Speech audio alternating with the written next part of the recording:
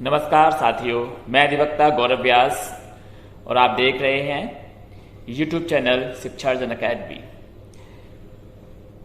साथियों, आज के इस अंक में हम बात करेंगे मनरेगा घोटालों के विषय में। जी हाँ, भारतवर्ष में ग्राम पंचायतों में मनरेगा के माध्यम से सरपंच और सचिव के द्वारा जो घोटाले किए जाते हैं उसके विषय में। जी हाँ, क्या मनरेगा के माध्यम से देश के अंदर ग्राम पंचायतों में सचिव और सरपंच के द्वारा घोटाले किए जा रहे हैं? और यदि किए जा रहे हैं तो उन घोटालों को हम कैसे जनता के सामने ला सकते हैं? कैसे उन घोटाले करने वाले लोगों को कानून के अंतर्गत ला करके दंडित करवा सकते हैं? कैसे उन्हें हम उन घोटाले के जो पैसा है जो उन्होंने अपने कब्जे में कर लिया है, कैसे उस पैसे की रिकवरी उनसे कर सकते हैं? आपने YouTube चैनल पर काफ़ी वीडियो देखे होंगे मनरेगा घोटाले के विषय में। आपको बताया जाता है कि मनरेगा घोटाला कैसे किया जाता है, किस तरीके से मनरेगा घोटाले की जांच की जाती है, किस तरीके से मनरेगा में आने वाली राशि को और मनरेगा रोल मास्टर जो होता है उसको चेक किया जाता है। लेकिन नहीं, ये तो आपको जानकारी है। मैं आपको आज वो बताऊंगा जो YouTube पर अवेलेबल नहीं है आसानी से। जी हाँ, मनरेगा घोटाले का इन्वेस्टिगेशन आपने अपने स्तर पर कर लिया और इन्वेस्टिगेशन करने के बाद अब बारी आती है अगेंस्ट में एक्शन लेने की, जो इस घोटाले में सम्मिलित है। जनरली इस घोटाले में देखने में आता है कि सरपंच और सचिव सम्मिलित रहते हैं, इनके द्वारा ये घोटाले को अंजाम दिया जाता है।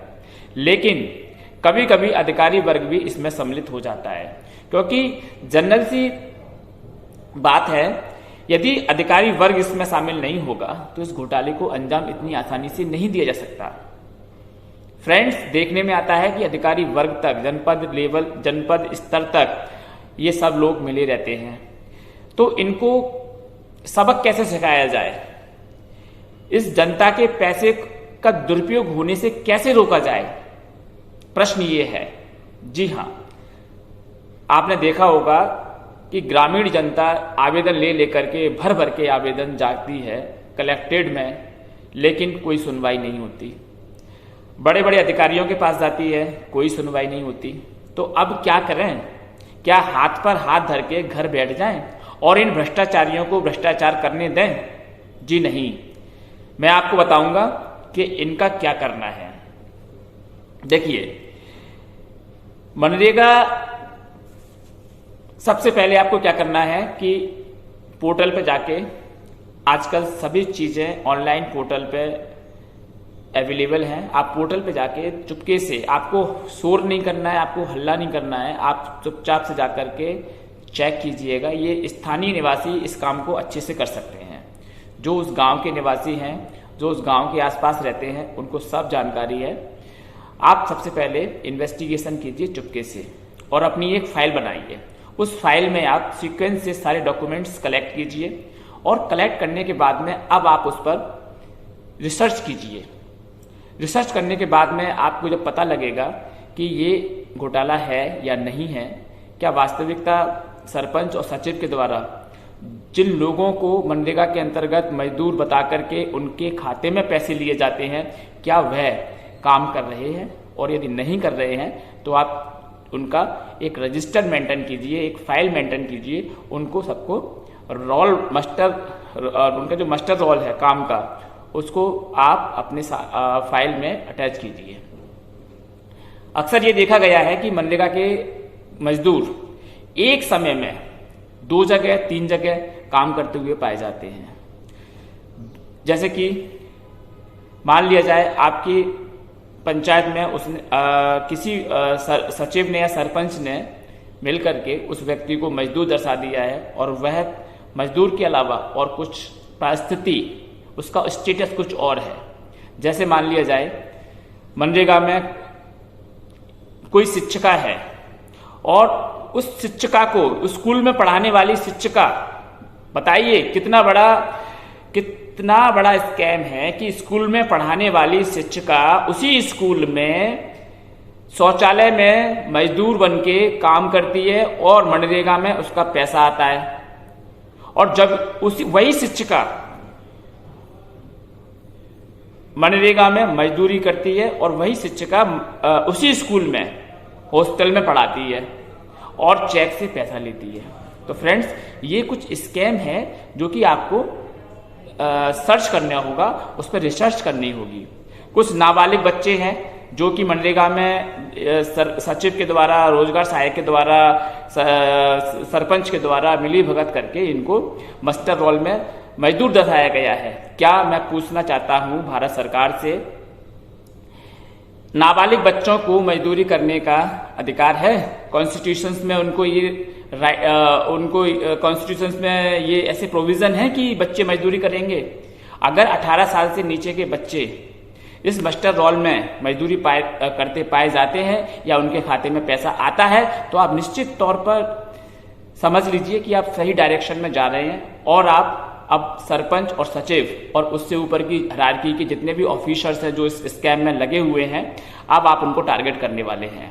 ठीक है, आपने पता किया कि ये कौन कौन लोग हैं और ये एक समय में दो परिस्थिति यानी कि दो स्टेटस होल्ड करते हैं, एक मजदूरी वाला और एक दूसरा स्टेटस, यानी कि टीचर भी हो सकता है, कोई और प्रोफेशनल में हो सकता है, कोई नौकरी में हो सकता है, या कोई किसी प्रकार का कोई और किसान वगैरह, बिजनेसमैन है, दुकानदार है, ये सब कुछ हो सकते हैं। ठीक है, वो आपको पता करना है, रिसर्च करनी है।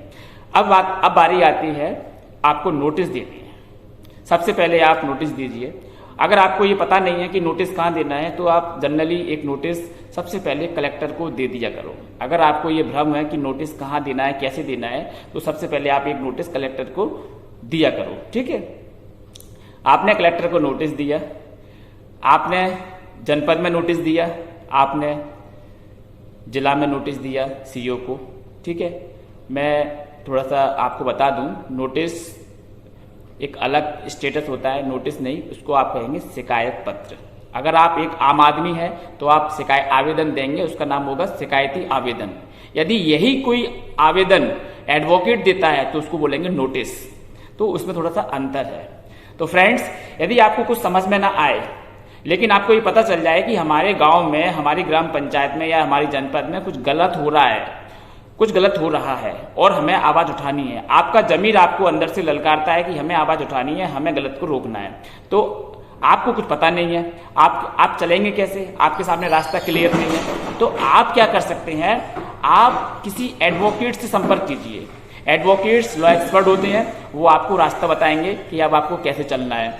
अधिकारियों से लड़ाई लड़नी है तो आप सामान्य व्यक्ति हैं, अधिकारियों से लड़ाई नहीं लड़ पाएंगे। अधिकारियों से लड़ाई लड़ने के लिए आपको कानून का विशेष ज्ञान होना आवश्यक है, तभी आप अधिकारियों से लड़ाई लड़ पाएंगे। अधिकारियों में कौन आता है? अगर किसी के सामने ये नाम आ जाए कि आपको कलेक्टर के खिलाफ जाकर के लड़ाई लड़नी है, तो आदमी का जो कॉन्फिडेंस है, एक सामान्य ग्रामीण व्यक्ति, कॉन्फिडेंस उसका लेवल एकदम से मोरल डाउन हो जाएगा कि भैया मैं कैसे लड़ूंगा कलेक्टर के खिलाफ। जी हाँ, कलेक्टर के खिलाफ भी लड़ाई लड़ने का आपका अधिकार है। आप नहीं लड़ सकते तो आपके काउंसलर, आपके एडवोकेट्स उस काम को पूरा करेंगे। इस दुनिया में ऐसे भी एडवोकेट्स हैं जो जनहित के लिए कार्य करते हैं और आपको खोजना है उन एडवोकेट्स को। ठीक है,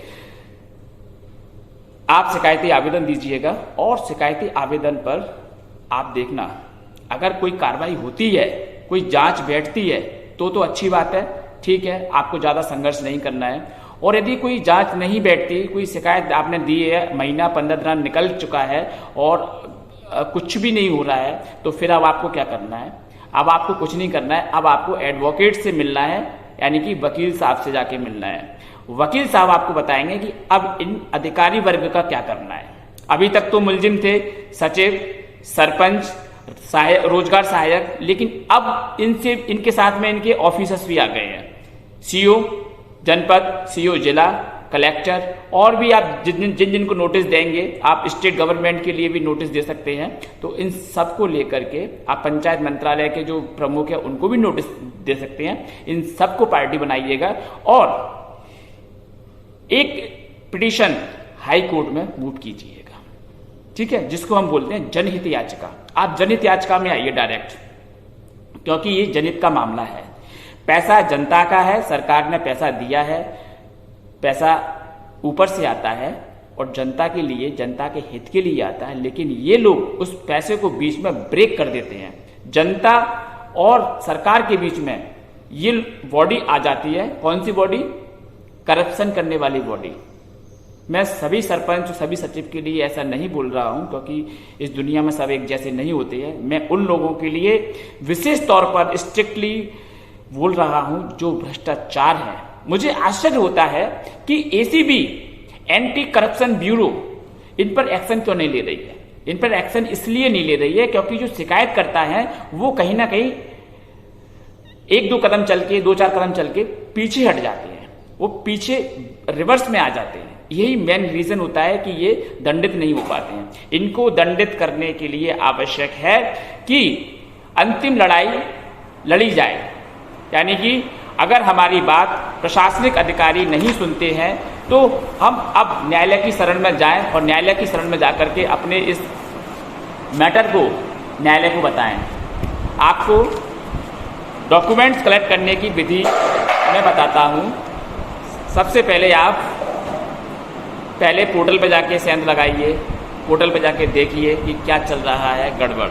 अगर आपको लगता है गड़बड़ चल रही है तो आप एक फॉर्म आता है आरटीआई का, राइट टू इन्फॉर्मेशन, जिसका एक फॉर्म आता है, आप उस फॉर्म को बाजार से लाइए। उस पर एक टिकट लगता है, पोस्टल टिकट लगता है, उसको लगाइएगा।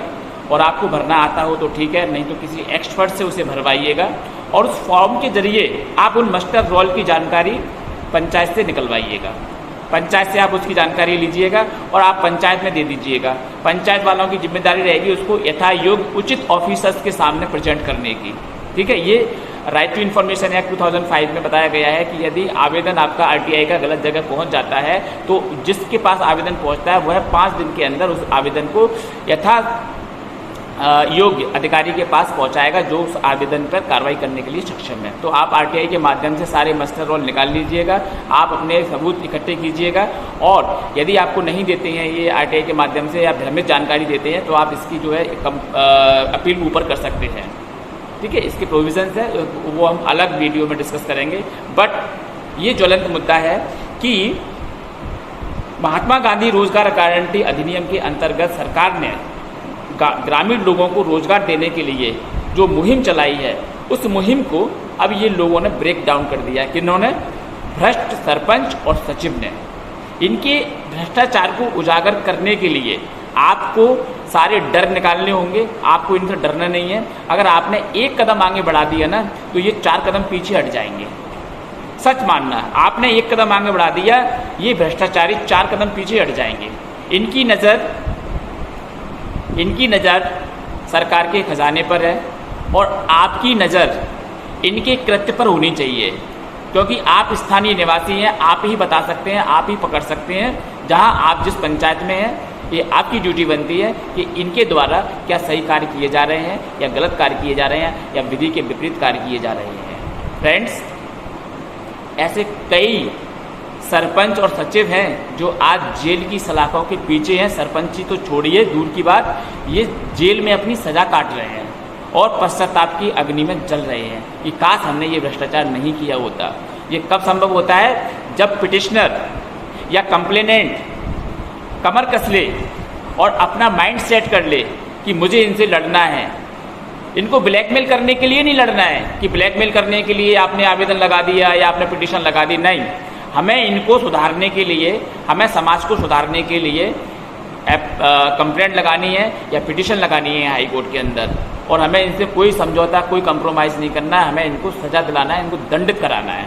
ये हमारा उद्देश्य होना चाहिए। अगर आपका उद्देश्य नेक है तो आप यकीन मानिए आपकी जीत होगी। ठीक है, आपको ये डर सारे निकाल देना है, क्योंकि सरपंच और उसके गुर्गे आपको तरह तरह की बातों से बरगलाएंगे, बहकाएंगे और आपको भयभीत करेंगे।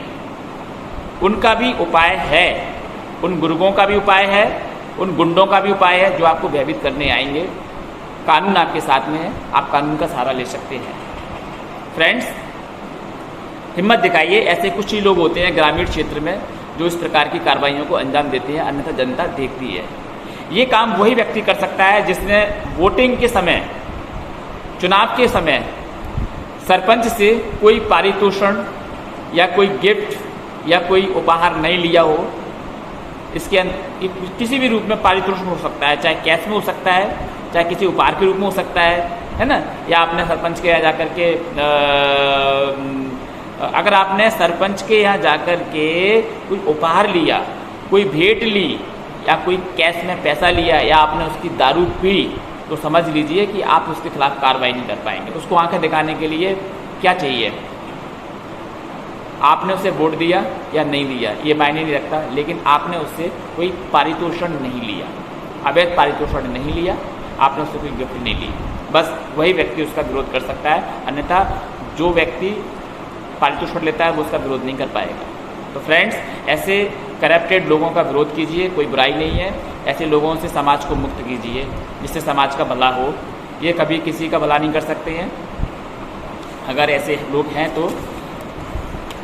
इसी प्रकार से